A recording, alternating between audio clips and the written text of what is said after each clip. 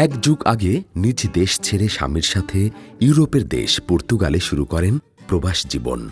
এ যেন এক নতুন পৃথিবীর নতুন দেশ, নতুন ভাষা ও সংস্কৃতি। সবকিছুই ছিল এক বিস্ময়কর চ্যালেঞ্জ। তবুও স্বপ্ন তার থেমে থাকেনি। তিনি নিজের লালিত স্বপ্নকে বাস্তবে রূপ দিয়েছেন শ্রম আর মেধাগুণে। আর এভাবেই পর্তুগালে তিনি হয়ে ওঠেন একজন প্রথম বাঙালি নারী উদ্যোক্তা। তার প্রতিষ্ঠানের নাম শারমিনস কেক, বিদেশের মাটিতে একটি হালাল কেকের উদ্যোগ, যা দ্রুত সময়ের মধ্যে পর্তুগাল বাংলা কমিউনিটিতে জায়গা করে নেয় এই নাম। বিশেষ করে এখানকার প্রবাসী নারীদের কাছে শারমিন হয়ে ওঠেন একটি প্রিয় মুখ। আমি যখন প্রথম পর্তুগালে আসি তখন এখানে কোনো হালাল কেক ছিল না।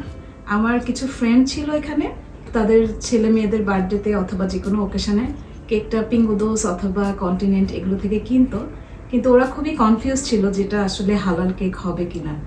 তারপরে আমি যখন ওদেরকে বললাম যে আমি তো কেক বানাতে পারি, আমি 2001 সাল থেকে কেক বানাই, এটা শখের বশেই শেখা, কখনো আসলে ভাবিনি যেটা প্রফেশনালি নিব। তখন থেকে আমার মনে হলো যে ঠিক আছে, আমি ওদের বার্থডেতে একটা করে কেক গিফট করি, যখন আমার ফ্রেন্ডের ছেলে মেয়েদের বার্থডে হতো বা কোনো অকেশন হতো। এরপরে যখন ওরা কেকটা খেয়ে খুবই পছন্দ করতো, তখন আমাকে বললো একজন যে তুমি তো খুবই ভালো করতেছো, আমরা এক কাজ করি, আমার কেক খেয়ে যারা পছন্দ করছে তারা তোমার কাছ থেকে কেক নিতে চায়। ওইভাবেই শুরুটা। জন্মদিন থেকে শুরু করে বিবাহবার্ষিকী, বিশেষ দিন বা বিভিন্ন উপলক্ষে শারমিনস কেকের চাহিদা থাকে সবার আগে। এখন আসলে শারমিনস কেকের ব্যাপারটা শুধু কেক বা সোশ্যাল যে রেসপন্সিবিলিটি, এটার মধ্যে আসলে আটকে নাই। আমি মেয়েদেরকে নিয়েও অনেকভাবে কাজ করছি।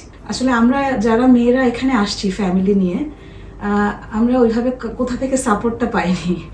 এটা শুনতে আসলে ভালো লাগছে না যদিও, কিন্তু এই সাপোর্টটা আসলে আমাদের ফ্যামিলি থেকে পাওয়া দরকার ছিল।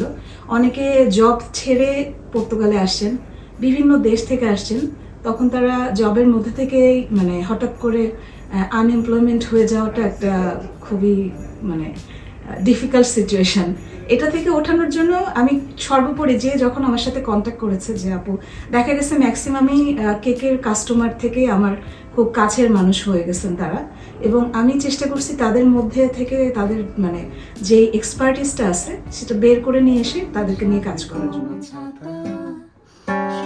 দেখা হয়ে যাবে মাঝ রাস্তায়, ভিজে যাবে চটি জামা।